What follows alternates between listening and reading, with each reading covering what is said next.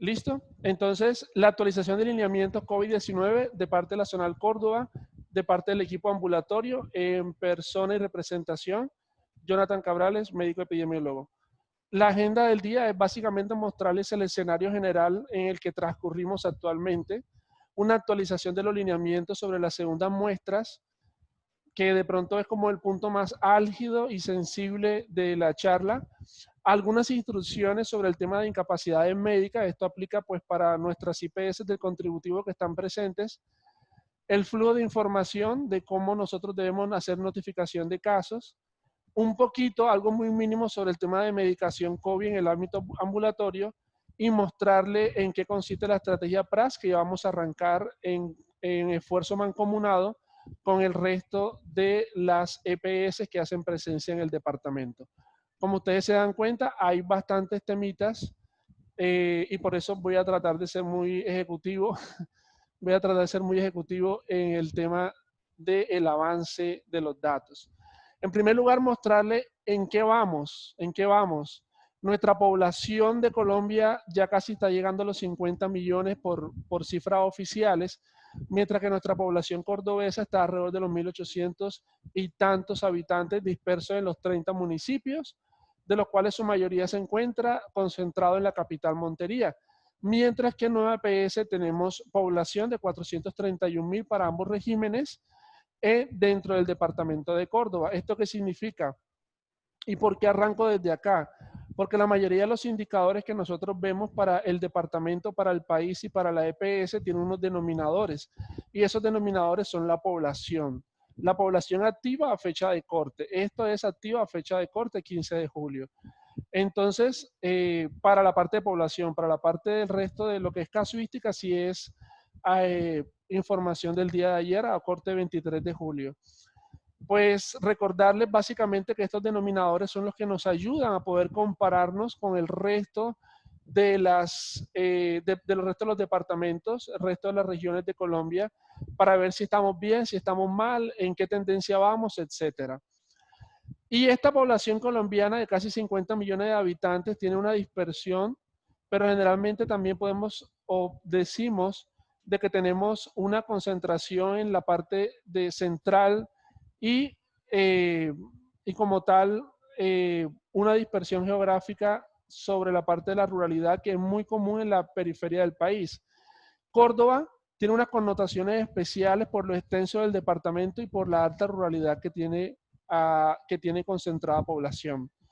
De los 431.000 usuarios que nosotros tenemos en ambos regímenes en Córdoba, podemos decir un 70-30, 70% del subsidiado y 30% del contributivo, los cuales nos hace una zonal de Nueva EPS muy distinta al resto de los que nos circundan, porque muchas de la presencia de Nueva EPS en muchos de los otros departamentos tiene un alto predominio del contributivo y por lo tanto las IPS primarias más importantes en relación a concentración de la población son las IPS exclusivas, que son IPS del contributivo que tienen una atención exclusiva de nuestros usuarios. Uno de cada 4 habitantes de Córdoba pertenece a Nueva EPS. Significa que si la tendencia de COVID está dando fuertemente al departamento, está dando fuertemente también para nuestra aseguradora. Ahora, en lo que nos interesa, ya teniendo en cuenta como esta breve introducción, los positivos del país a corte del día de ayer ya superan los 226.000 casos. Esto incluye activos y recuperados. Dentro de los positivos para Córdoba a corte de ayer ya tenemos más de 3.300 casos. Y para Nueva EPS, de esos 3.344 casos, tenemos un total de 624 acumulados. Para esto se necesita comprender lo que son las tasas. Básicamente dividimos los números de casos sobre la población que es nuestro denominador y eso lo multiplicamos por un factor de 1.000. Significa de que la tasa media en Colombia de incidencia de COVID-19 está en 4.5 casos por cada 1.000 habitantes, mientras que en Córdoba está en 1.8 por cada 1.000 habitantes y en Nueva EPS para Córdoba está el 1.4 por cada 1.000 habitantes. Esto no significa de que nosotros estemos mejor que el país, esto significa de que tenemos un rezago en el testeo masivo de la población para lograr captar casos positivos. Y el hecho de que nosotros tengamos rezagos en el diagnóstico, rezagos en el testeo y rezagos en el tamizaje de población en riesgo, también hace de que se inflen de forma irreal algunos otros indicadores como el de letalidad. Vamos a ver, fallecidos en el país, ya superamos los 7.600 decesos secundarios o asociados o atribuibles a COVID-19, lo cual nos está dando una letalidad para Colombia del 3.4%, lo cual está dentro del rango esperado para lo que se encuentra registrado en la literatura científica, que va del 1 al 4% en términos generales. Los fallecidos en Córdoba, 351, y ahí sí donde vemos que la letalidad de Córdoba es muy superior, 3, incluso hasta 4 veces a la letalidad en Colombia. Y esto es una de las cosas pues, que más nos llama la atención, y es precisamente, se podría explicar porque tenemos un denominador bajo de casos positivos captados, y segundo, porque el virus no solamente se ha mostrado como patógeno muy contagioso y en algunos casos letal, sino que también ha mostrado lo débil de la infraestructura en salud que tenía el departamento en forma histórica, que se han logrado de una u otra forma ir haciendo algunos ajustes por parte de la gobernación actual y las autoridades locales actuales, pero que de igual forma arrastra históricamente una pobreza multidimensional, arrastra unas necesidades básicas insatisfechas en la población, arrastra un tema de número de médicos muy bajo por cada 1.000 habitantes y por supuesto una capacidad hospitalaria muy limitada. Entonces, todo eso es simplemente un caldo de cultivo para lo que estamos viviendo actualmente en Córdoba, desafortunadamente una letalidad muy superior a la media nacional. Y en Nueva EPS tenemos acumulado a día de ayer un total de 44 fallecidos, desafortunadamente de nuestros asegurados en el departamento, dándonos una letalidad en promedio del 7.1%. Las personas que me escuchan y que conocen de bioestadística o tienen algún tipo de estudio, conocimiento de epidemiología, se dan cuenta de que este tipo de letalidad manifestado en porcentajes no es real. Y simplemente se los doy con fines de que ustedes logren percibir la situación actual y el contexto actual. Pero nosotros en realidad, para lograr determinar verdadera letalidad, necesitamos en primer lugar tener un estudio de seroprevalencia para poder determinar verdaderamente qué tanto asintomáticos y sintomáticos son positivos para COVID-19 y ajustar así a la letalidad a la realidad. Y esto último viene siendo el contexto mundial, simplemente un pantallazo, una captura de pantalla de lo que la Universidad de Johns Hopkins nos muestra en su web, de cómo el virus en pocos meses se ha ido propagando alrededor de todo el mundo, y vemos cómo el epicentro pasó de Asia a Europa, de Europa a Norteamérica, y actualmente tenemos el epicentro del foco o el foco mundial de la pandemia en Latinoamérica. Países que desafortunadamente tenemos un gran rezago en relación a infraestructura y Producto Interno Bruto en relación con las otras regiones del mundo que ya han pasado pues, por el foco o el pico de la enfermedad. Tenemos más de 15 millones de personas positivas alrededor del mundo, aunque eso se considera que solamente la punta del iceberg, ¿verdad? Significa de que posiblemente haya entre 8 y 10 veces más casos positivos de lo que se registran. Tenemos desafortunadamente más de 630.000 fallecidos alrededor del mundo atribuibles a las causas a COVID, con una letalidad media mundial del 4%. Esto es un virus que, a diferencia del virus MERS, que fue la última cepa de coronavirus de tipo zoonótico, que se ubicó solamente, gracias a Dios, en el Medio Oriente, especialmente o particularmente en Arabia Saudita, ese virus, el COVID-19, a diferencia del MERS de los años anteriores, MERS tenía una letalidad de casi el 40%, incluso era un virus muy letal, casi que llegando a ébola, porque ébola está entre 50 y 60% de letalidad. Sin embargo, esta nueva cepa de COVID-19, a pesar de que tiene 10 veces menos letalidad que en la cepa MERS, es mucho más contagiosa, o sea, tiene un número reproductivo básico que es alto en comparación con MERS, y por eso MERS no salió de Arabia Saudita, y sin embargo COVID-19 prácticamente ya tiene todas las regiones del mundo con presencia. En nuestro departamento, dentro de un mapa de calor que vemos aquí en pantalla, el departamento de Córdoba tiene 7 municipios en lo que se llama alta afectación. ¿Qué significa alta afectación? Que su tasa de incidencia está por encima de la media departamental y muy por encima de la media nacional.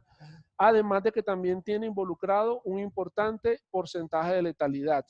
Actualmente todos nuestros 30 municipios del departamento se encuentran en alerta, así sea una mediana o alta afectación, que es lo que significa la semaforización que estamos viendo, y 7 de los 30 municipios actualmente se encuentran en alta afectación, que son Montería, Lorica, Cereté, Sagún, Planeta, Moñitos y Tuchín.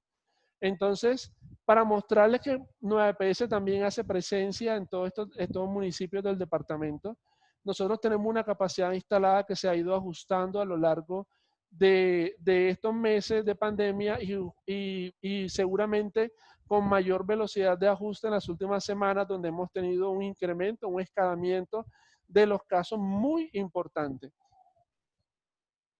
Básicamente la parte del diagnóstico lo tenemos concentrado en lo que es la toma de muestra y lo que es el procesamiento. La toma de muestra a través de 3 domiciliarias y posiblemente una cuarta a partir de la próxima semana.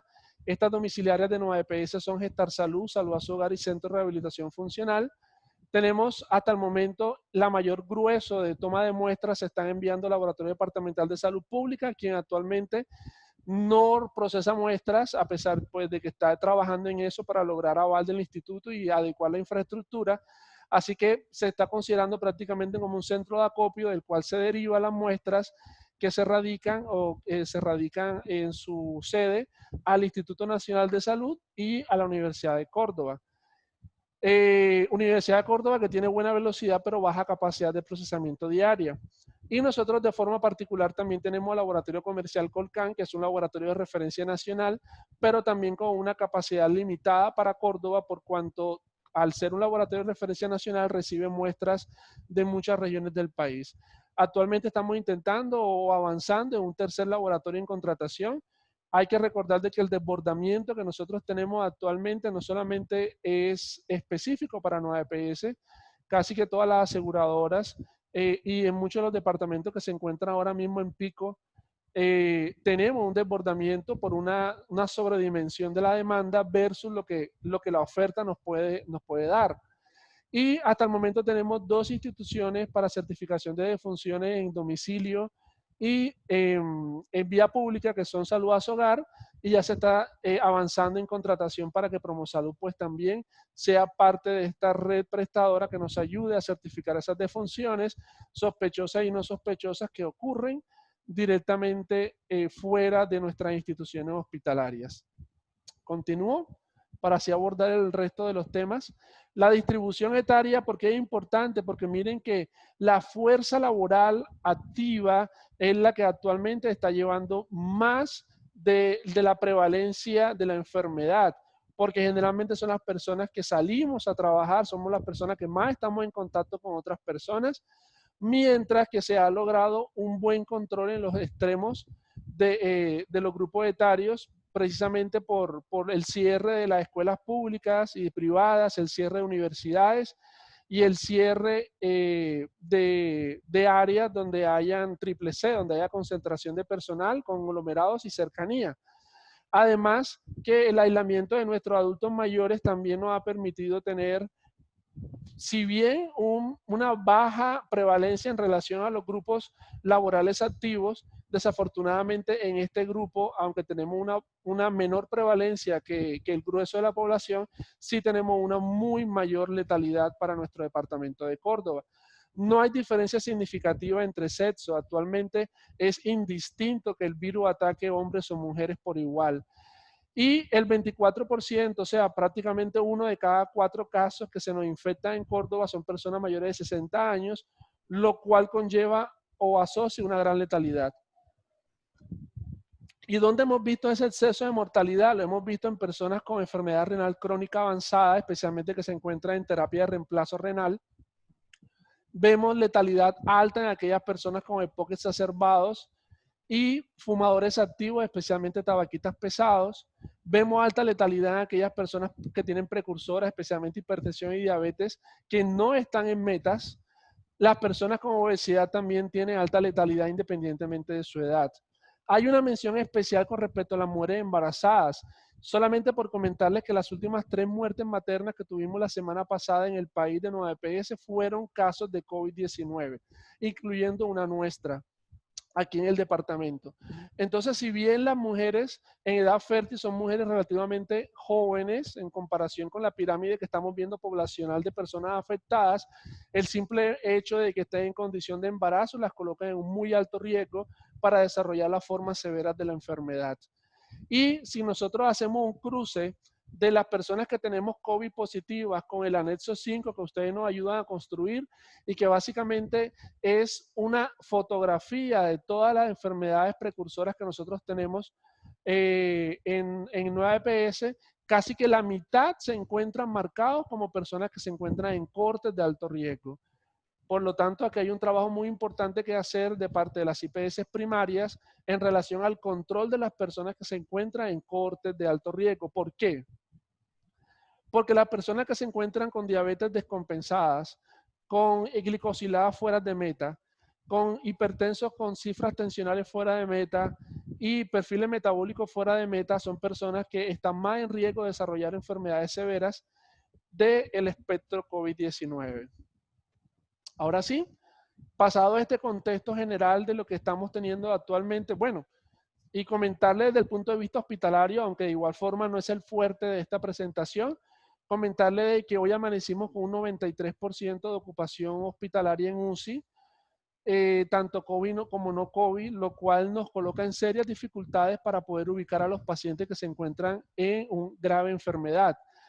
Ahora mismo se está haciendo un trabajo muy grande por parte del personal o colaboradores o compañeros del área de auditoría hospitalaria para poder lograr apoyar al CRUE en lo que es la ubicación de nuestros pacientes. Nosotros sabemos de que hace unos días atrás la gobernación expidió una circular de alerta roja departamental para tomar el control precisamente de esa disposición de camas de UCI. Ya sabemos de que el hospital de campaña Japilor en Montería está operativo para aquellas personas que se encuentran en unas condiciones de mediana severidad, porque no es alta complejidad, ni tampoco hay ventilación mecánica dentro de, o asistencia respiratoria mecánica dentro de ese hospital de campaña. Y estamos esperando también la habilitación y operativización del hospital de campaña del centro de convenciones, que nos ha permitido también aumentar la cobertura en lo que es la mediana complejidad, mediana y baja complejidad para tratar a pacientes sintomáticos respiratorios. Sin embargo, el problema serio que tenemos aquí es en la alta complejidad. A pesar de los respiradores que han ido llegando de Bogotá por parte de la presidencia y lo que la gobernación ha ido adquiriendo es completamente insuficiente aún. Anoche se recibió una misión médica por parte del gobierno para ir apoyando de pronto a esas áreas y municipios que se encuentran con personal médico crítico porque de pronto no dan la suficiente oferta de recurso humano o talento humano especializado para hacerle frente a estas unidades de UCI, sino que también muchos de nuestros profesionales de la salud se encuentran en aislamiento preventivo, otros desafortunadamente se encuentran gravemente enfermos y otros han fallecido de nuestros compañeros, enfermeros, médicos, especialistas y demás talento humano en salud han fallecido en nuestro departamento de Córdoba, personas que han estado en primera línea de frente, haciéndole frente pues, a esta pandemia, se nos han ido compañeros, personas cercanas a nosotros, familiares o familiares de personas cercanas a nosotros. Esto es lo que nosotros vemos aquí. En estas cifras ya se nos están convirtiendo de números a personas conocidas. Y es muy importante que nosotros sensibilicemos a las personas más cercanas a nosotros, a nuestros familiares, a nuestros pacientes, que logren desmitificar todo el tema de COVID-19 y toda la parafernalia y la visión que tiene el folclore general de nuestro departamento en relación a COVID-19, en primer lugar negando la enfermedad y en segundo lugar desconociendo cuáles son las formas más básicas de poder hacerle frente a un tipo de pandemia tan agresivo como el del nuevo coronavirus. Entonces, para darle simplemente un escenario que es bastante crítico en la actualidad en relación no solamente a la incidencia de la enfermedad, sino a la ocupación que tenemos en camas de UCI. Sobre la parte de los lineamientos, las segundas muestras que salió antes de ayer por parte del Ministerio de Salud, a pesar muy a pesar de que hay una recomendación de la Asociación Colombiana de Infectología que ya desde hace varios tiempo atrás ha estado insistiendo en obviar el hisopado para el día 14 o posterior a la primera muestra positiva en los pacientes COVID-19 en seguimiento, para poder determinar si están o no están recuperados. O sea, ya hay literatura científica y evidencia médica dentro de Colombia y fuera de Colombia que logra, sea por consenso de expertos o sea por algunos estudios de mejor calidad, que logran recomendar de que definamos criterios alternativos para el paciente recuperado COVID-19. Y ya el ministerio logró reivindicarse con la sociedad científica y logró aceptar de que ahora mismo lo más importante es el criterio clínico. Y precisamente esta es una de las cosas que nos obliga a reunirnos para comentar de cómo va a ser el tema del manejo de los pacientes COVID positivos.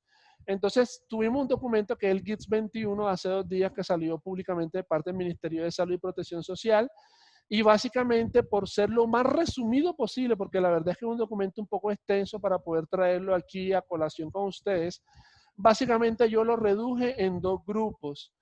Aquellas personas que después de 14 días de una muestra positiva para COVID-19 por hisopado, a los 14 días llega a sus 14 días o más y se encuentra completamente asintomático en las últimas 72 horas, es un paciente que nosotros internamente vamos a cerrar el caso, no vamos a necesitar pruebas adicionales y además de eso, Nueva EPS está tratando junto con el área de tecnología de poder certificar o poder expedir un certificado de recuperación a esas personas para que por vía correo electrónico u otras plataformas les pueda llegar a esas personas y les pueda servir de pronto para su reintegración laboral, entre otras cosas. Entonces, para que lo tengamos en cuenta, el primer grupo son aquellas personas que a los 14 días de seguimiento, en las últimas 72 horas, no ha mostrado o no ha relacionado síntomas. O sea, se encuentra afebril, no tiene tos, no tiene esputo activo, es una persona que niega cualquier tipo de sintomatología respiratoria en las últimas 72 horas. A esa persona nosotros internamente, en el seguimiento que le hacemos desde Nueva EPS, vamos a cerrar el caso sin ninguna prueba adicional y vamos a certificar como tal el documento de recuperación para que logre su reintegración laboral. El segundo grupo son aquellas personas que en las últimas 72 horas han persistido sintomáticos, o sea, continúan febriles, continúan con tos, continúan con expectoración activa o con cualquiera de los síntomas que están previstos para el cuadro clínico de COVID-19, síntomas típicos y atípicos. Entonces, en este otro grupo vamos a apoyarnos en ustedes, las IPS primarias. Las IPS primarias, a través del médico tratante, es quien va a definir si ese paciente está o no está en criterio de recuperación. ¿Cómo lo va a hacer? Vamos a dividirlo el algoritmo en 2 subgrupos. En aquellas personas sintomáticas que están por debajo de los 30 días posterior a la toma de muestra positiva, a esas personas les vamos a ofertar la teleconsulta por medicina general. ¿Y qué se le va a hacer? Según el criterio médico, se le puede solicitar la prueba rápida para poder lograr ver a través de la prueba serológica presencia del anticuerpo IgG que ya demostraría recuperación por lo menos serológica del paciente. Y además de eso, para estudio y plan, porque recordemos que hay coinfección y sobre todo que tenemos ahora mismo una fase invernal o un pico invernal en el país, especialmente en nuestra zona, donde hay cocirculación de otros virus. No toda persona sintomática respiratoria tiene coronavirus. Hay personas que conviven y con coinfección entre virus que están cocirculando en nuestro medio. Tenemos brote de adenovirus, tenemos influenza, incluyendo influenza H1N1, que esa no la hemos, ya se volvió endémica entre nosotros. Tenemos también otra cepa de coronavirus que usualmente tenemos en los picos invernales. Tenemos también metapneumovirus, tenemos virus sincitial respiratorio, tenemos una gran cantidad de otros virus respiratorios que están presentes en nuestro medio y que se acrecenta el pico respiratorio con la llegada de las lluvias. o la intensificación de las lluvias. En aquellas personas que han persistido sintomáticas por más de 30 días, la teleconsulta la vamos a ofertar a través de medicina interna para estudio y plan. O sea, ¿qué significa esto? Que a las personas que nosotros vamos a atender a través de teleconsulta, en primer lugar vamos a definir verdaderamente en qué consiste la sintomatología de esa persona, verificar si hay o no hay síntomas de alerta, signos, síntomas de alerta, y además de eso vamos a estudiar o complementar a esa persona según el criterio del médico, que puede ser, por ejemplo, en aquellas personas con más de 30 días, por ejemplo, con la realización de radiografía de tórax, con la realización de hemograma o de paraclínico de fase reactante aguda que me determinen que la persona podría estar en coinfección además con alguna otra enfermedad que debemos también tratar. A estas personas nosotros les vamos a definir si es necesaria la prueba serológica o la prueba rápida. Estas pruebas rápidas no son PBS, no están incluidas dentro del plan de beneficios. Por lo tanto, estas pruebas se tienen que incluir dentro de la plataforma MIPRES y prescribir vía MIPRES para poder lograr la realización de las muestras. ¿Dónde lo vamos a realizar? Nueva EPS ya adquirió un importante lote con el laboratorio Abbott, que tiene una casa certificada ante el INVIMA con una buena concordancia, por así decirlo, esa es la palabra correcta, tiene una buena porcentaje de concordancia entre las pruebas rápidas y lo que viene siendo el PCR, que viene siendo el gol estándar del diagnóstico de COVID-19. Entonces, Nueva EPS ya adquirió, antes de ayer llegó a Bogotá y actualmente se está definiendo la logística para poder distribuirlas dentro de nuestras zonales y poder llegarlas a ustedes para que ustedes puedan administrar estas pruebas o determinemos la forma logística y operativa de cómo vamos a hacer de que esas pruebas rápidas puedan llegar a ustedes. Miren lo importante de lo siguiente o la base de lo que estoy diciendo. Primero, una persona asintomática es una persona con baja transmisión o baja contagiosidad. Eso es un principio que tenemos que tener en cuenta. Por eso que esa persona que nunca tuvo síntomas es una persona que no es necesario estar tomándole muestra y muestra y muestra y sopados. ¿Por qué? Porque pueden haber trazas de ARN que pueden seguir positivizando un PCR, pero sin tener el poder de transmitir la enfermedad a otras personas, que en realidad lo que me interesa es reintegrar a esa persona a su normalidad, pero a sabiendas de que una persona que ya está recuperada de su enfermedad. Entonces, esto es un principio que ya está demostrado en evidencia, significa que las personas asintomáticas tienen una baja contagiosidad y representan menor riesgo de desarrollar posteriormente enfermedades en su espectro graves. Además, las personas, como les comenté, ¿por qué no hacer prueba de hisopado? Primero, porque hay un desbordamiento nacional, hay un consumo de los medios de transporte viral a nivel nacional, hay una importante estrategia que de todas maneras necesitamos avanzar y que requieren capacidad institucional para hacerlo a través del testeo diagnóstico. Por lo tanto, si a mí me dicen que desde que yo tengo 200.000 pruebas, casos positivos, yo me estaría ahorrando 200.000 controles de PCR que podría usar inteligentemente para diagnosticar a nuevas personas. Entonces, ojo con el tema. El hecho de que yo tenga un PCR positivo no quiere decir de que yo sea altamente contagioso, porque el diagnóstico del PCR me lo dan de forma cualitativa. Me dicen positivo o negativo. Entonces, en ese caso, yo no estoy haciendo una carga viral que sí me está demostrando de pronto la contagiosidad o la severidad que de pronto las personas puedan tener.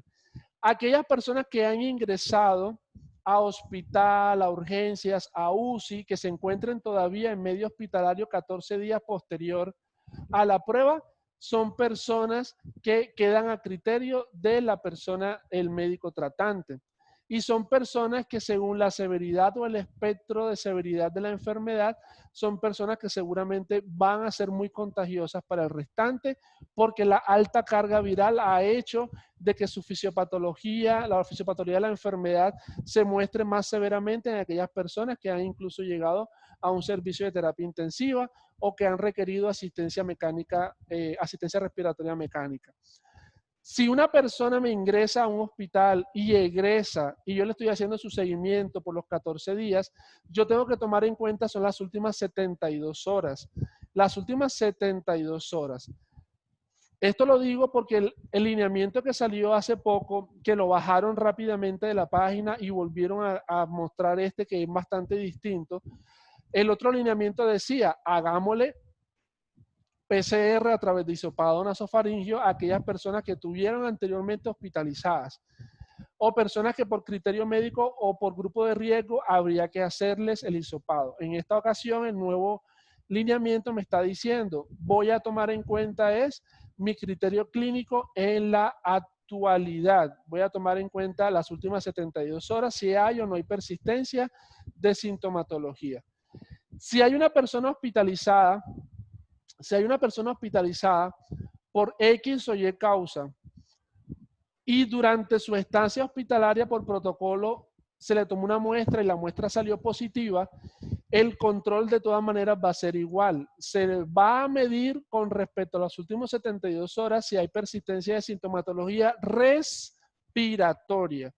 Si una persona me ingresa por una complicación quirúrgica y tuvo un testeo para COVID-19 y salió positivo, pero su estancia hospitalaria fue por su complicación quirúrgica o porque tuvo una morbilidad exacerbada o porque tuvo una descompensación de su patología de base, ojo con el tema, porque nosotros vamos a medir la sintomatología con respecto al espectro clínico de COVID-19, no con respecto a la sintomatología de la patología de base.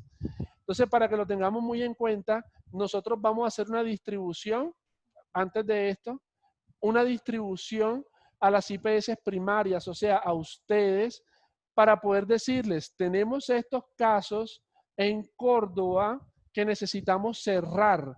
Necesitamos que ustedes médicos nos definan si esa persona aplica o no, o si esa persona definitivamente se le puede cerrar porque en las últimas 72 horas ha estado completamente asintomático.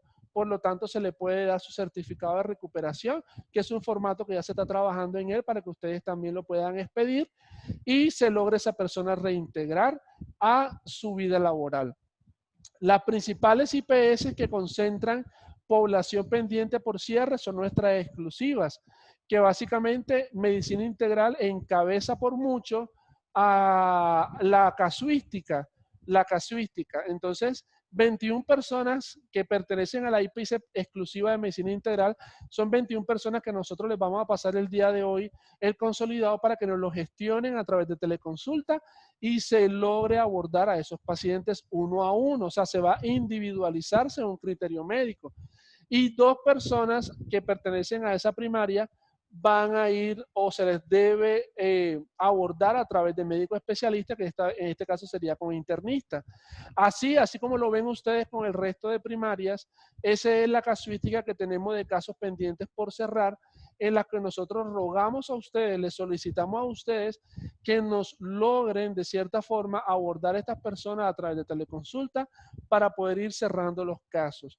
No vamos a cerrarlo con vía hisopado nasofaringio, no vamos a cerrarlo con PCR, porque son personas que nosotros vamos a definir verdaderamente si están o no están asintomáticas o sintomáticos para ver la posibilidad de un estudio complementario y para ver la posibilidad, en caso de que sea pertinente, de la prueba rápida. ¿Ok? El rol de ustedes, no con relación a lo que estoy hablando, sino un rol general en relación a COVID-19, es que cuando ustedes atiendan al usuario sospechoso nos logren diligenciar los MIPRES y las fichas de forma adecuada. Perdón.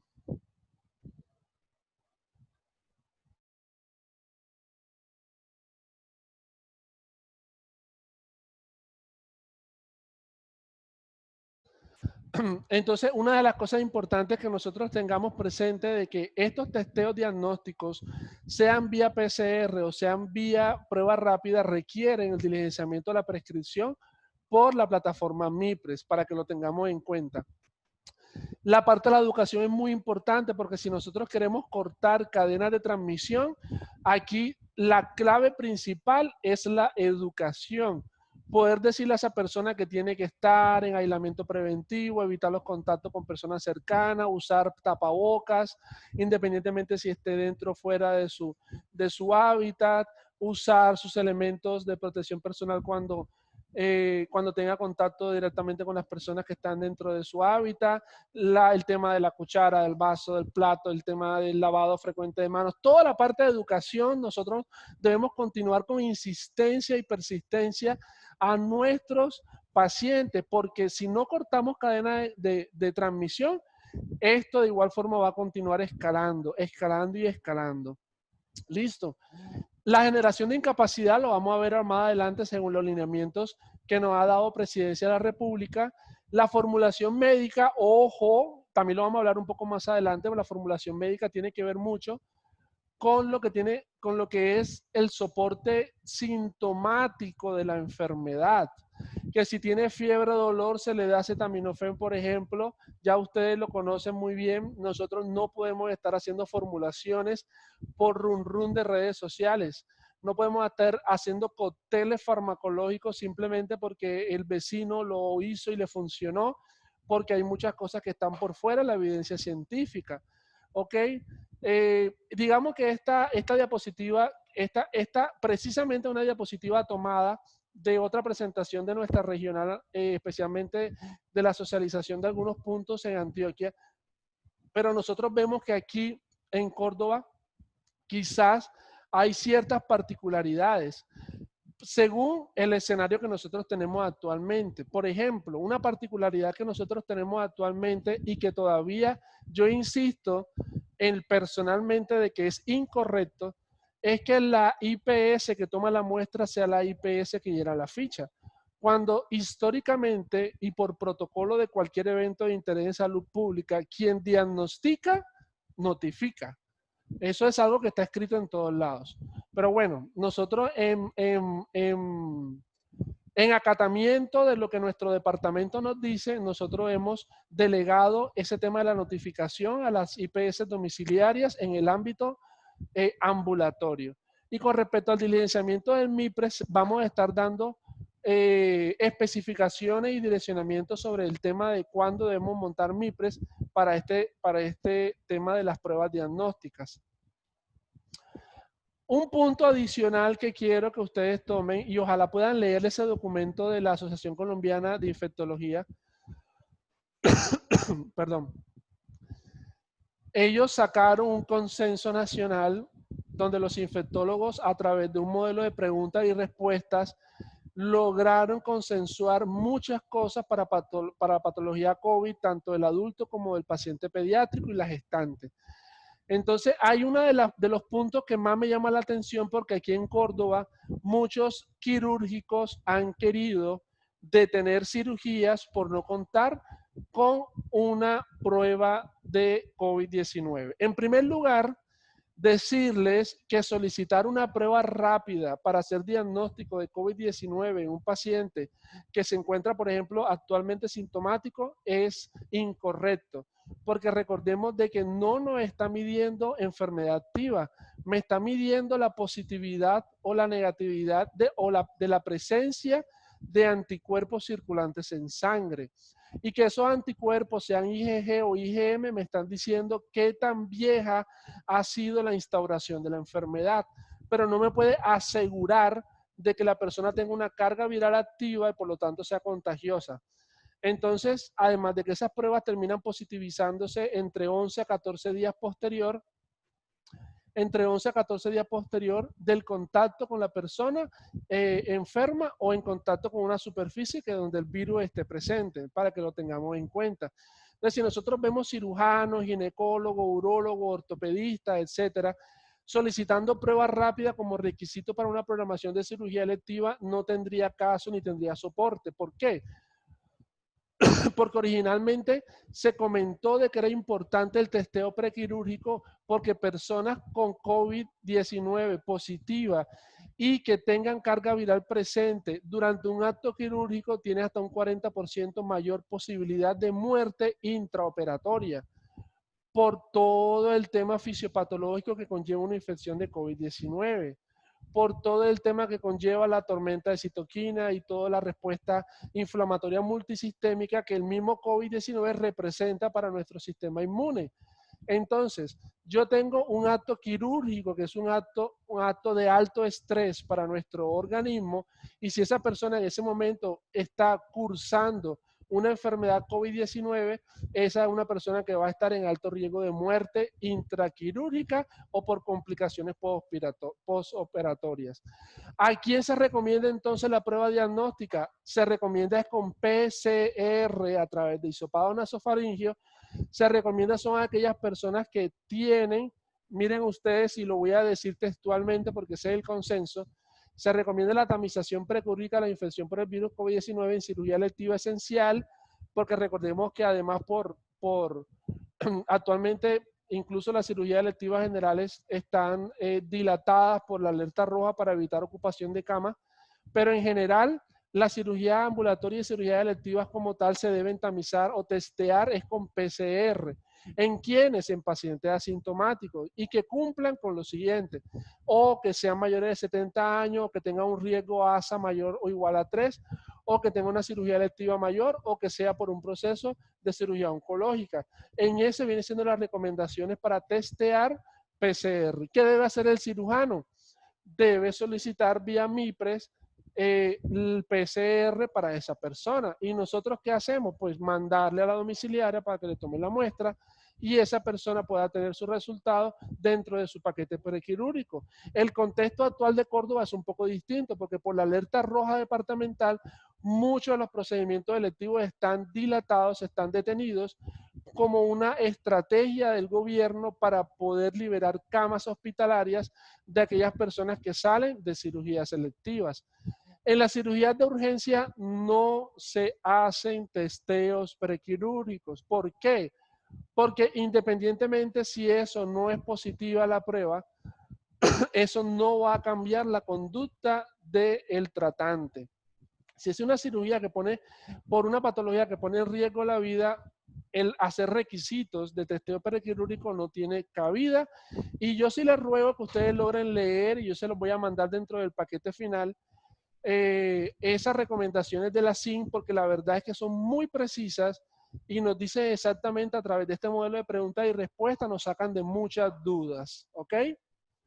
Vamos a hacer un break acá un segundo.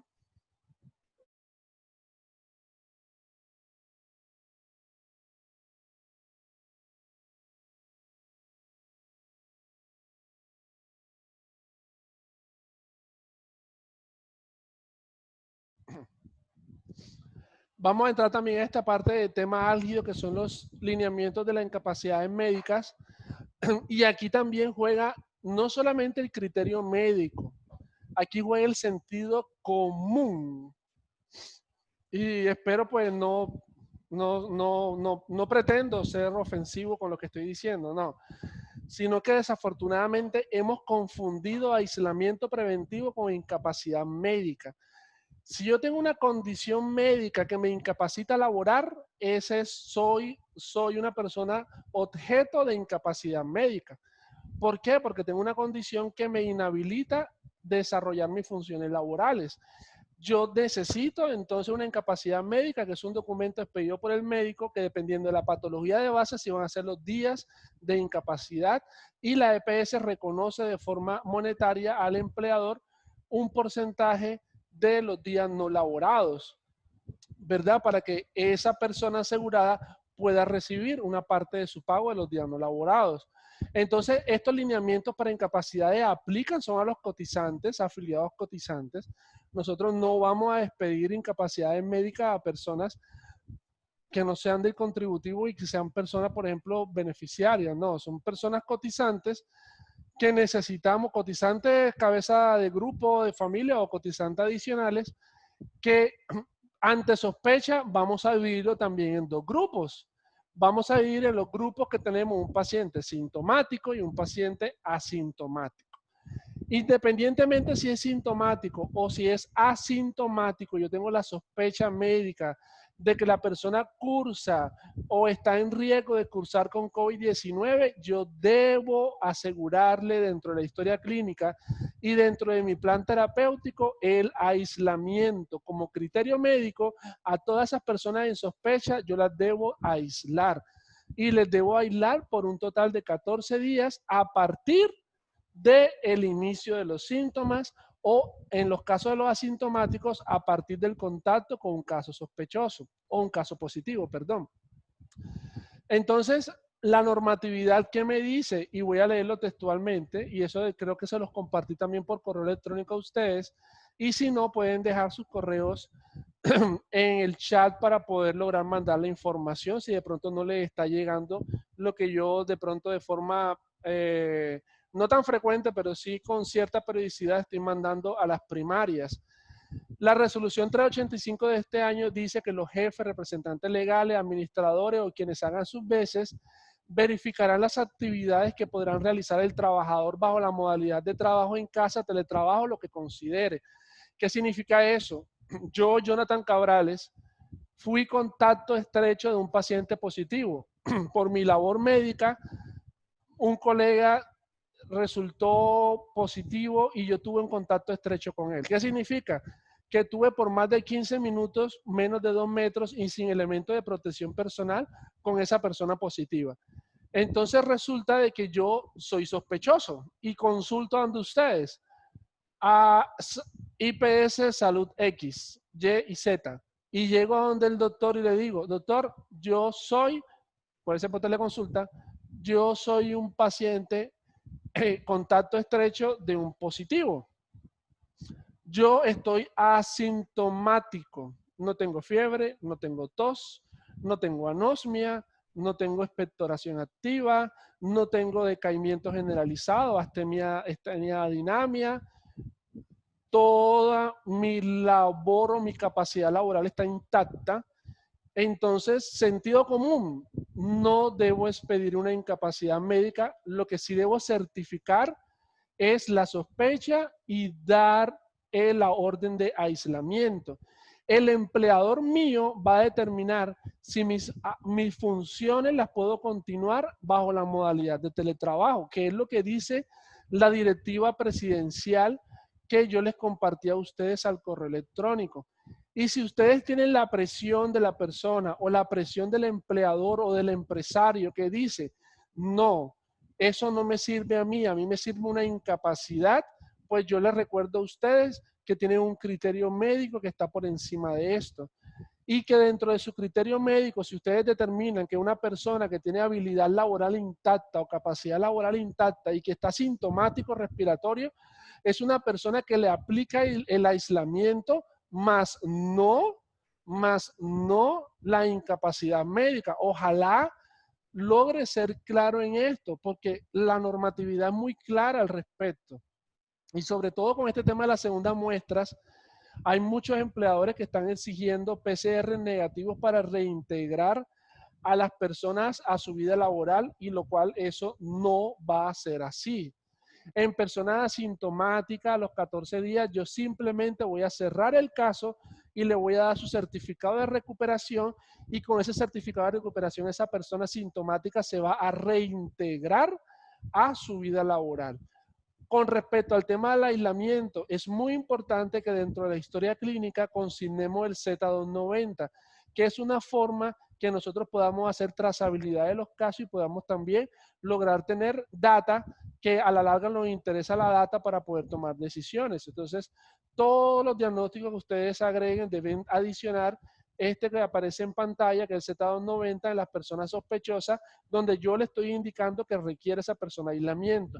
¿Por cuántos días? 14 días. ¿14 días a partir de dónde? A partir del inicio de síntomas o a partir del contacto con una persona sintomática, o una persona, perdón, positiva.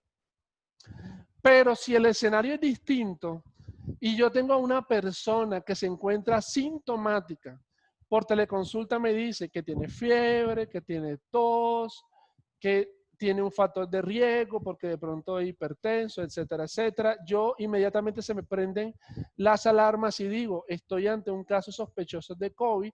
Yo tengo que lograr estadificar la severidad de esa infección que está en curso, ¿verdad? Todavía no tengo ningún tipo de diagnóstico, no tengo diagnóstico. Simplemente estoy sospechando un posible COVID asociado a una infección respiratoria aguda o una infección respiratoria aguda secundaria a una infección por el coronavirus.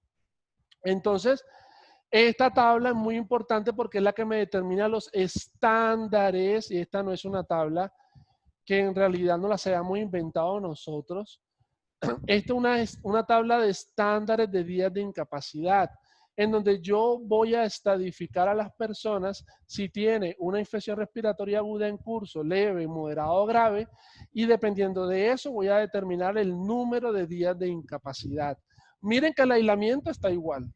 El aislamiento es por 14 días a partir del día 0, ¿verdad? Esa parte tengámoslo en cuenta. Ojo, día 0 significa de que incluimos el día de inicio de síntomas. 14 días corren a partir del día de inicio de síntomas. Entonces, adicional a eso, como es una persona sintomática, entonces ya yo voy a tener mi criterio médico para poder definir si esa persona se le da o no incapacidad médica, y además de eso, el número de días según estándar, que es lo que tenemos aquí. Miren ustedes, se los voy a leer, voy a colocar aquí la cámara por otro lado. Nos dice lo siguiente: ojo, estos son rangos de J00 a J06, que son infecciones de vías respiratorias superiores. Los estándares son de 2 a 5 días, ¿verdad? Que viene siendo personas no confirmadas. En los casos de infecciones de vía respiratoria, pero que cursa con enfermedad leve, J20 a J22, de igual forma le voy a expedir su incapacidad máxima de 5 días. Y es que esto es lógico. Esto es lógico porque supongamos que no tenemos coronavirus. Vamos a suponer que no tenemos coronavirus, estamos prepandemia. ¿A quién de ustedes le han dado 7, 8, 10, 14 días de incapacidad por una gripa común? A nadie de nosotros. Y si nos lo han dado, ha sido error de dedo o incongruencia clínica, porque a nadie se le da incapacidad médica por una rinofaringitis común, ¿verdad? Entonces, ya ahora, sí, contextualizándonos en el escenario actual, donde necesitamos tener a las personas en sus casas, en aislamiento, ahí sí vamos a determinar la parte de la incapacidad médica. ¿Qué tan sintomático está esa persona como para que lo inhabilite o incapacite para resolver sus funciones laborales? Entonces, el estándar ya lo mencioné para la leve, y en la moderada, ahí sí, miren ustedes, en los casos donde ya yo tenga especificación de coronavirus, ahí están los diagnósticos y también los U. Yo le voy a dar de 1 a 14 días diagnóstico en los casos diagnósticos confirmados. Y miren ustedes, ya yo tengo un paciente confirmado. Y viene la gran pregunta que de pronto todo el mundo se hace. Yo sospeché que mi paciente tenía, le mandé la toma de muestra y esa muestra no se la han hecho. O si se la hicieron, el resultado todavía no ha salido. Ustedes recordarán de que todas las pacientes en sospecha se les hacen unos seguimientos, en algunos diarios, en algunos interdiarios, en algunos cada 3 días, dependiendo de lo sintomático que estén o lo asintomático que se encuentren, o si son positivos o si son sospechosos. Eso lo hacemos nosotros internamente. Entonces, esos seguimientos nos ayudan a determinar si una persona ya tiene, por ejemplo, el reporte del diagnóstico. Y no es secreto de que hay un desbordamiento de muestras represadas en el Laboratorio Departamental de Salud Pública en espera de reporte. Solo 9PS tiene 1.629 muestras sin resultado. ¿Por qué? Porque se encuentran en custodia del departamento y todavía no se han logrado direccionar al Instituto Nacional de Salud. ¿Por qué? Ustedes saben de que hubo un daño muy fuerte en el laboratorio principal de virología del Instituto Nacional de Salud, en uno de los robots que hacían parte del procesamiento de estas muestras, de extracción de ARN, etcétera, y de procesamiento para PCR. Y desafortunadamente son unas máquinas muy complejas que se requieren importar del exterior los repuestos, y ustedes saben cómo está el tema de la frontera ahora mismo. Por cualquier vía es muy complicada la importación. Entonces, mientras que eso no se resuelva, vamos a seguir teniendo represa de resultados, así de sencillo. Y los laboratorios comerciales que nosotros tenemos contratados son laboratorios que desafortunadamente no nos dan la capacidad que el instituto nos brinda. ¿Por qué? Aunque nos brinda mejor oportunidad, no nos dan la capacidad de procesamiento de miles de muestras que se requerirían actualmente para poder hacerle frente a este pico en Córdoba. ¿Se nos quedó grande? Sí, se nos quedó grande y lo digo, y yo lo digo sin ningún tipo de vergüenza. Esto es un tema que nos ha dado muy duro a todos, al sector privado, al sector público, a la aseguradora, al prestador, al ente territorial, a los entes de control nos ha dado duro.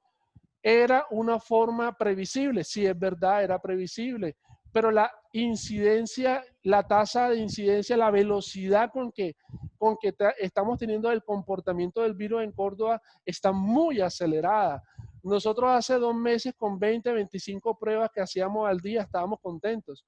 Ahora las solicitudes sobrepasan las 300 por día, sin contar con las jornadas que estamos haciendo en los municipios. Entonces nos damos cuenta de que ha desbordado todas las capacidades institucionales, tanto del gobierno nacional como los departamentales y locales, y por supuesto también a nosotros nos ha tocado ir haciendo ajustes en los procesos de una forma muy rápida, porque no hemos dado abasto para poder garantizar las oportunidades en procesamiento ni en toma de muestra. Entonces, ya teniendo en cuenta de que todo eso lo conocemos, yo tengo una persona, le di su aislamiento por 14 días, le di una incapacidad por 5 días, a los 5 días esa persona aún no se le ha tomado la muestra, pero está sintomática, ¿por qué le voy a renovar la incapacidad? ¿Está sintomática? Ok. Si está sintomática, todavía persiste sintomática, requiere en la continuidad de su incapacidad. Si esa persona, por alguna razón, le llega el reporte del diagnóstico, se le da su incapacidad retroactiva de los 14 días, porque ya tenemos diagnósticos confirmados, hasta 14 días, perdón, hasta los 14 días, pero contando desde lo que ya yo le he hecho. Ojo con eso. No es que una persona tiene 5 días de incapacidad, se le agregaron 5 días más, se le hizo una segunda prórroga de 5 días más. Entonces, después de 15 días que me llega el reporte de laboratorio, entonces a esa persona que ya tenía 15 días le voy a agregar 14 días más de incapacidad, un mes incapacitado, y resulta que esa persona siempre estuvo asintomática.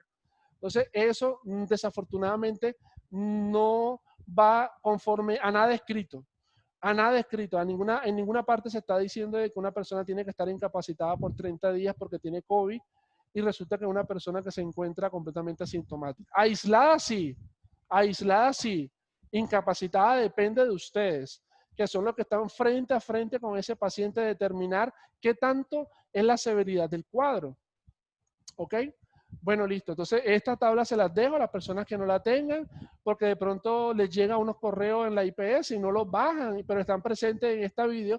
Con mucho gusto, anoten sus correos que yo les hago llegar esta información y el sustento.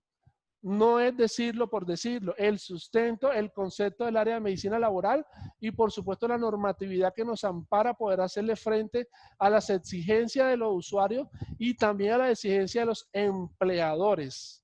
Porque si es por los empleadores, nosotros vamos a estar rindiendo incapacidad a todo el mundo.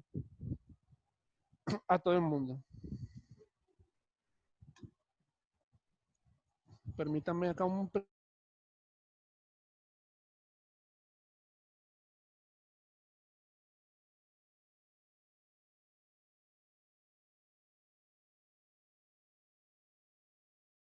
Ya solo me queda 20 minutos porque tenemos que participar ahora de una reunión urgente con el departamento, pero en estos 20 minutos yo creo que más que es suficiente para poder hablar de los últimos temas que son más cortos. Y por favor, las inquietudes nos las escriben en el chat o a mi correo. Yo lo voy a dejar aquí por escrito a mi correo de forma directa si ustedes así lo desean, para poder hacerles en lo posible respuesta. En lo personal, y creo que todo el equipo ambulatorio que me acompaña en esta videoconferencia, todos nos hemos sentido extenuados, es verdad, ustedes también, extenuados por lo que está pasando, con muy largas jornadas laborales. Ojalá tuviésemos la oportunidad de clonarnos muchas veces como para poder, a cada persona que nos llama y a cada persona que nos escribe, poder tener una atención inmediata. Pero tenemos que estar en lo uno, en lo otro, que el departamento, que el municipio, que el COVE no sé qué cosa, que la reunión con la nacional, que el instituto nos... Entonces tenemos que estar, mejor dicho, en una gran cantidad de parte del tiempo, haciendo que este tema de teletrabajo ha sido muy fuerte para muchos de nosotros, pero lo hacemos con todas las ganas de hacer las cosas bien y pues en nombre pues, del equipo de 9PS, pues mostrarle a ustedes que continuamos en batalla y que continuamos en toda la intención de respaldarlo a ustedes en la parte de acompañamiento y asistencia técnica. Yo sé que lo que he dicho hasta ahora no logra acaparar todas las dudas que ustedes puedan tener en el momento, porque ustedes a la larga son los que están frente al paciente y son los que tienen que definir al paciente. Entonces pueden haber más dudas que respuestas, pero vamos a tratar en un esfuerzo extra lograr recoger esas dudas para darle respuesta y si no tenemos la respuesta, poder escalarla a las personas que sí pueden tener la respuesta. Ok, una sola diapositiva para la medicación en ámbito ambulatorio es esta. Es esta. Ivermectina, colchicina, hidroxicloroquina, dexametasona, naproxeno. No hay evidencia para usar estos cócteles en personas sospechosas, ni como profilaxis, ni como tratamiento, ni para el que sí es, ni para el que no es. Repito, no tenemos actualmente estudios que me digan a mí, Jonathan Cabrales, médico, paciente mío, tómate esta gota de ivermectina según peso corporal, tómate la colchicina, tómate hidroxicloroquina, aplícate ampolla de desametasona, tómate no sé qué menjurje, porque estamos quizá haciendo peor daño de lo que en realidad quisiéramos evitar. Tenemos desabastecido en muchas farmacias la ivermectina y desafortunadamente la FDA hasta el momento no la ha avalado como medicamento de uso ambulatorio ni hospitalario para COVID-19 y mucho menos para profilaxis porque quimioprofilaxis para COVID-19 no existe aún. Ahora, lo que yo estoy diciendo hoy, ¿qué día es hoy? Hoy 24 de julio, de pronto podamos tener una próxima video y todo esto esté revaluado. Resulta de que la ivermectina para todo el mundo, ok, eso está bien porque todo esto es cambiante.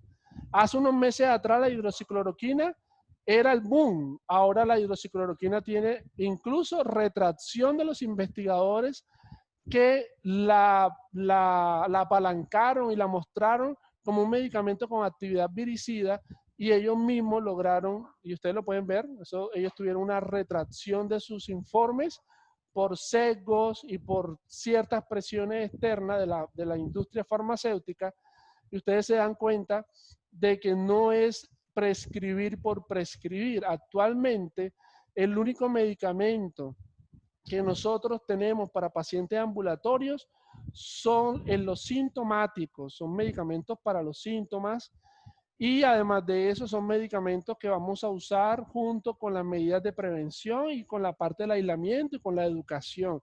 Esas son las armas que nosotros contamos con ahora.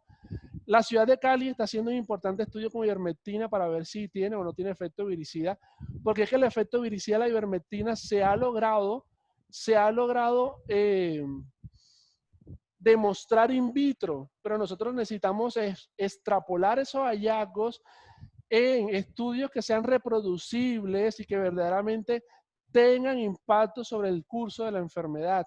Pero eso no es suficiente todavía como para yo tener que estar formulando ivermectina, colchicina, hidroxicloroquina o ampollas de desametasona sin tener todavía el respaldo científico o la evidencia científica que me permita a mí como médico comenzar a hacer este tipo de recomendaciones farmacológicas.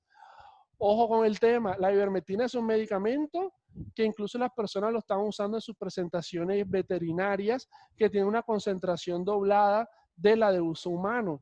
Entonces recordemos que este tipo de medicamentos son hepatotóxicos y que además de eso sus propias características farmacocinéticas pueden hacer de que tengamos cierta interferencia o reacciones adversas o interacciones medicamentosas con otros medicamentos que generalmente son pacientes polimedicados y que podemos tener también reacciones cruzadas. O con el tema de estos medicamentos. Este medicamento no es aguapanela, ni la colchicina es aguapanela, ni la hidroxicloroquina es aguapanela.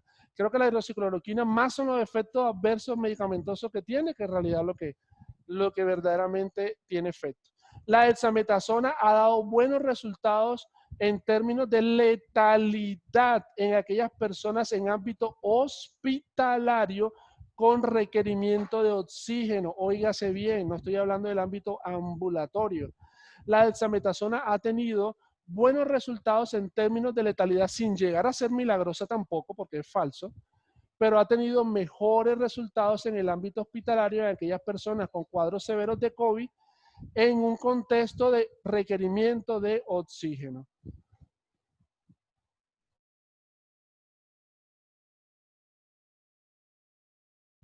Ustedes me disculparán que yo sí estoy sintomático, pero sin incapacidad. Bueno, sigamos. Ok. No he terminado porque les voy a mostrar esto último que me interesa que ustedes conozcan. Y yo sé que les va a ayudar a entender lo que estamos haciendo. A entender lo que estamos haciendo y lo que vamos a hacer en los municipios priorizados. De pronto algunos ya lo han escuchado y les sepa o no sepan qué significa y queremos que ustedes estén al día. Estrategia PRAS. Prueba, rastreo y aislamiento selectivo sostenible es lo que significa el acrónimo PRAS. Estas son unas diapositivas que no son mías, son diapositivas de la gerencia COVID nacional. Entonces, se ha vendido PRAS al público como la estrategia que va a determinar parar las cadenas de transmisión y la velocidad de transmisión del COVID en los municipios más afectados. Lo que habíamos dicho al principio, los de alta afectación. ¿Quiénes van a hacer PRAS? Vamos a hacer PRAS todas las EPS que estamos o tenemos presencia en el departamento. 9 EPS, Sanitas, Salud Total, Medicina Integral para el Magisterio, Caja Cópico, Salud, Mutual Ser, Ambuc, Comeva, no sé si me olvide otra, todas los regímenes especiales, lo que es Fuerza Armada y eso, todavía creo que no se ha logrado articular con ellos, pero las EPS que tienen pues como tal la mayor presencia en el departamento, nos unimos, perdón.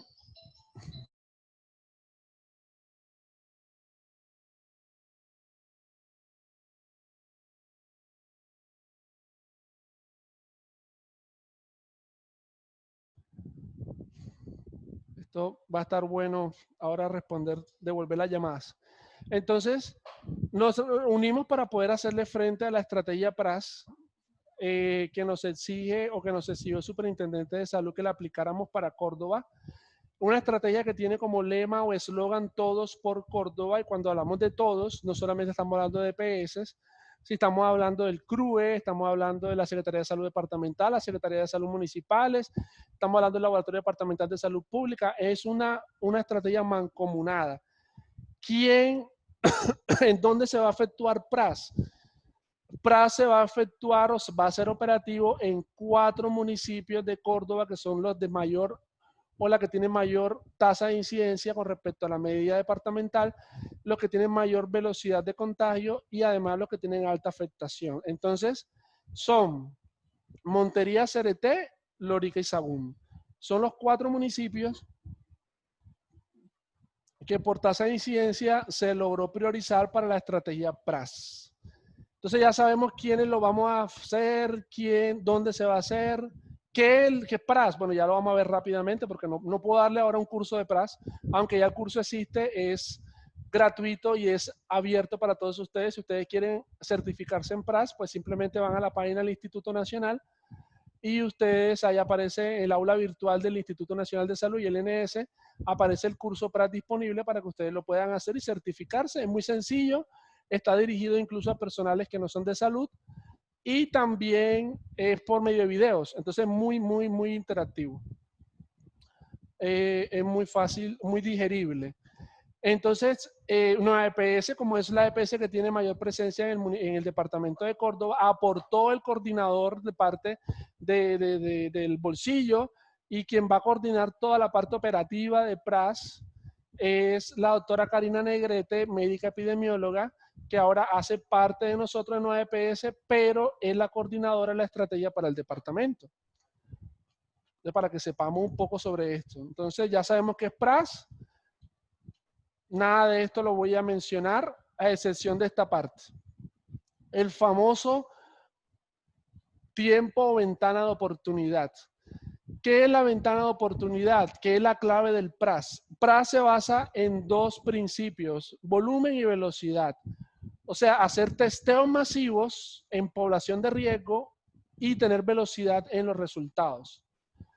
¿Qué es lo que hace PRAS? Detectar pacientes positivos para rápidamente aislar a los contactos estrechos y cortar cadena de transmisión, cortar las cadenas de transmisión.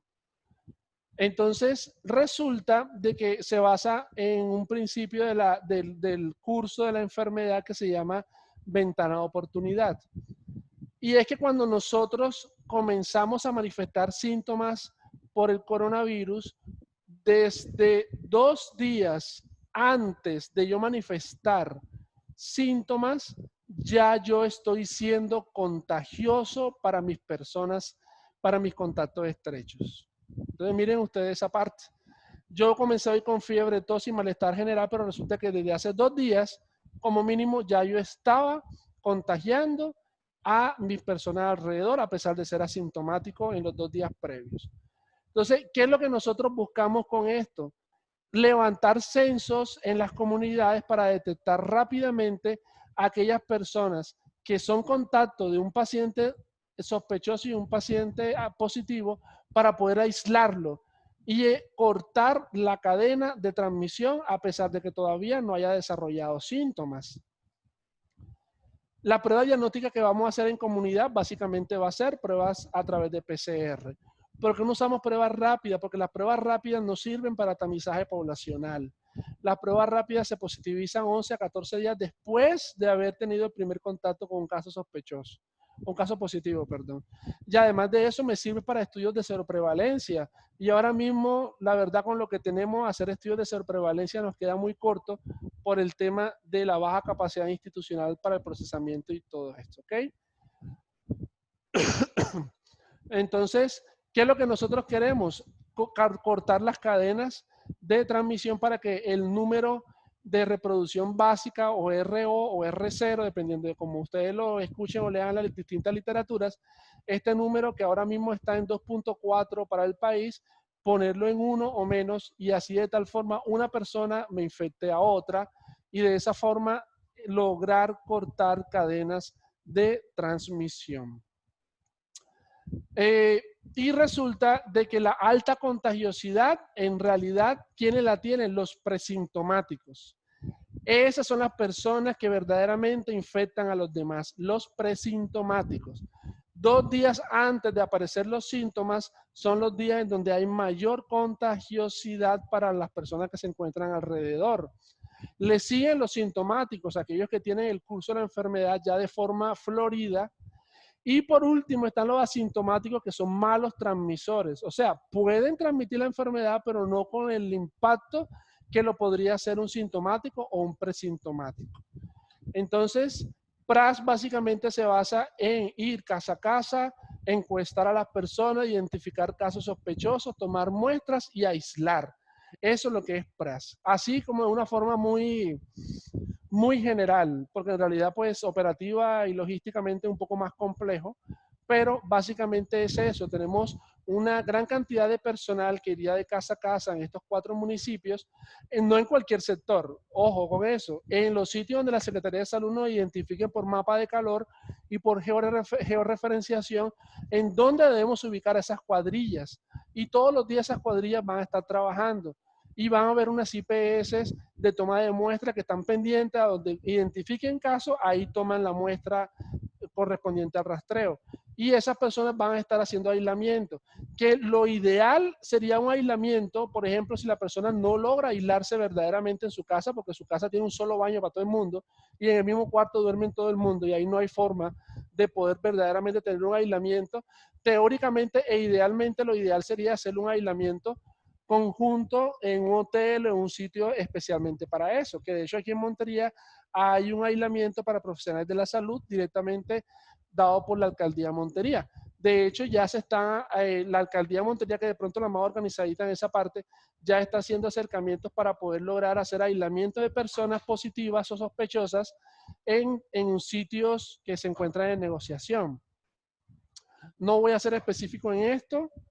Esto es simplemente la forma como ellos operativamente llegan a la casa, se presentan, indagan a través de una pequeña encuesta, identifican los contactos y aíslan, que a la larga verdaderamente es lo que a nosotros nos interesa para que PRAS sea operativo, es que se logre aislar,